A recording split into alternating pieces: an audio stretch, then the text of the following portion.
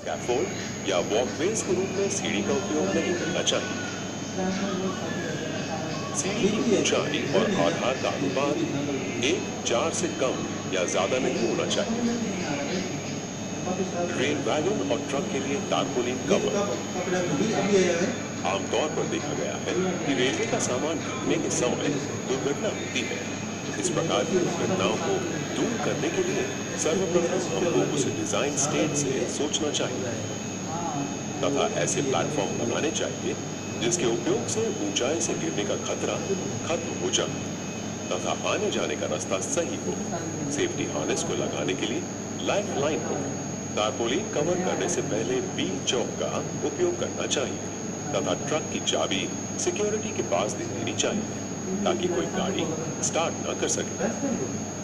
उसी प्रकार से रेल वैगन के इंजन को अलग कर कवरिंग करना चाहिए। इस प्रकार के कामों को ऐसी जगह पर करना चाहिए ताकि वे अन्य वाहन के यातायात को प्रभावित न करें। बल्कर के मैनहोल को खोलना। उसी प्रकार से बल्कर के मैनहोल को खोलने के लिए आने जाने का रास्ता सही होना चाहिए। सेफ्टी हार्नेस को लगाने का एंकर पॉइंट होना चाहिए। एक बात तय है, हमको कोई भी कार्य असुरक्षित नहीं करना चाहिए। जो भी कार्य करें सतर्कता तथा गुणवत्ता के साथ सुरक्षित होना चाहिए। फ्रेजाइल रूफ या शेड पर काम करना।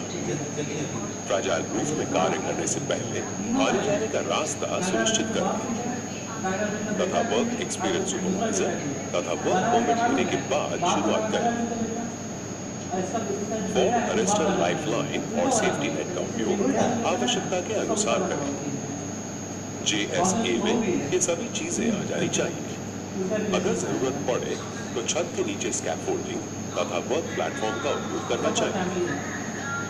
फ्रेजाइल रूफ के एक तरफ से दूसरी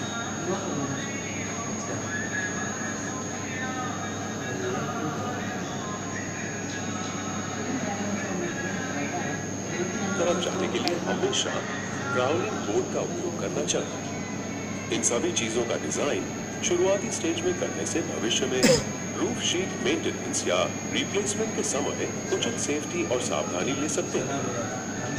कभी भी फ्रेजाइल रूफ पे बिना क्राउलिंग बोर्ड के न खड़े हो, ये खतरनाक हो सकता है। छत पर हर व्यक्ति का सेफ्टी बेल्ट लाइफलाइन से हमेशा जुड़ा होना चाहिए। चिमनी या साइलो पेंटिंग और मरम्मत। चिमनी तथा साइलो की पेंटिंग और रिपेयरिंग एक बड़ी खतरनाक एक्टिविटी है। ये कार्य एक्सपर्ट सुपरवाइजर और एक अच्छी प्लानिंग से सफलतापूर्वक किया जा सकता है। सर्वप्रथम JSA बनाना चाहिए तथा स्टेप बाय स्टेप सुरक्षित कार्यविधि के अनुसार एंकर पॉइंट बनाना चाहिए जो झूले तथा रस्सी का वजन सह सके।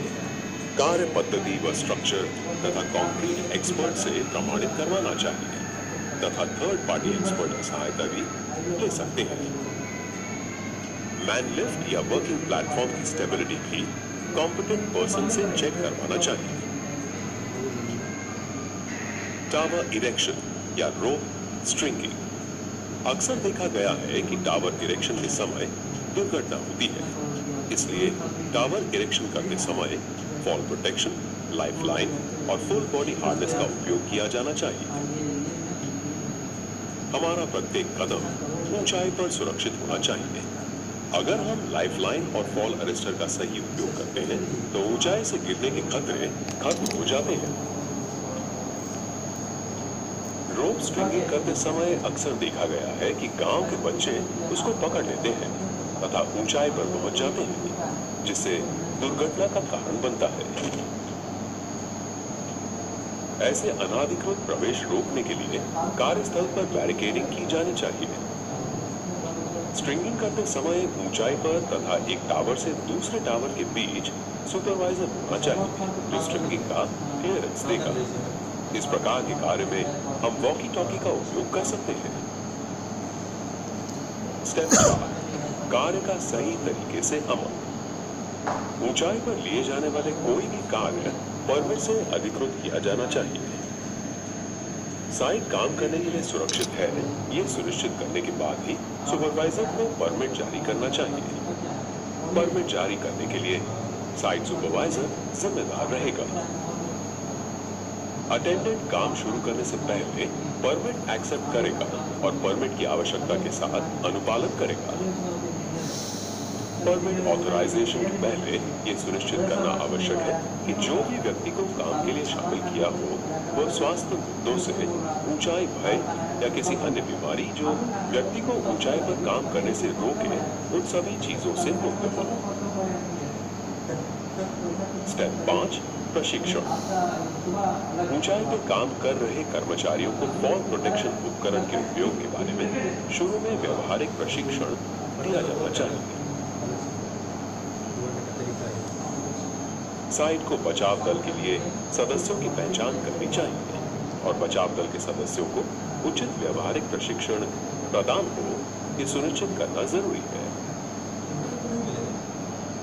स्टेप 6, विशेष जरूरतें। जब आदमी को 15 मीटर के अधिक ऊंचाई पर ट्रॉली से उठाया जाता है, तब हर एक कर्मचारियों को फुल बॉडी हार्नेस लैंडयार्ड के साथ पहनना चाहिए, जो एंकर पॉइंट से जुड़ा होना चाहिए। जो व्यक्ति ऊंचाई पर अनबीज निकालने के लिए काम कर रहे हो, उन्हें योग्य उपकरण जैसे कि पीवीसी एप्रन, हुड के साथ चेहरे का मास्क पहनना चाहिए। पेड़ ट्रिमिंग करने से पहले संभवित खतरे जैसे कि पावर लाइन, टूटी हुई डालियां आदि का निरीक्षण करें। चढ़ाई के वक्त हाथ में औजार मत रखें, उपकरण बैग का प्रयोग करें। दोनों हाथ चढ़ाई के लिए मुक्त होने चाहिए। जब ऊंचाई पर काम करने की जरूरत हो, तब यह नियंत्रण लागू किया जाना चाहिए।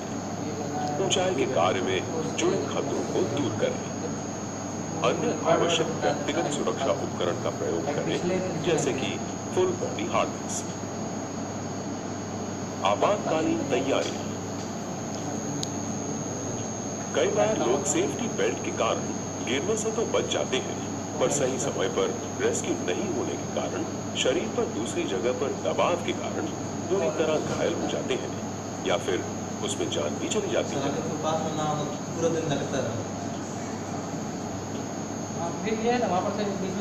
अतः सुपरवाइजर को वर्क परमिट के साथ उचित रेस्क्यू सिस्टम का भी इंतजाम करके रखना चाहिए, ताकि जरूरत पड़ने पर उसको एक्टिवेट किया जा सके। तो दोस्तों, आपने ऊंचाई के काम से संबंधित जोखिम के बारे में जाना। अब आप उससे संबंधित सभी सावधानियों से अवगत हो ही चुके होंगे। तो दोस्तों, आशा करता हूँ आज से आप ऊंचाई पे काम करते वक्त सावधानी बरतेंगे। Have a safe journey of life.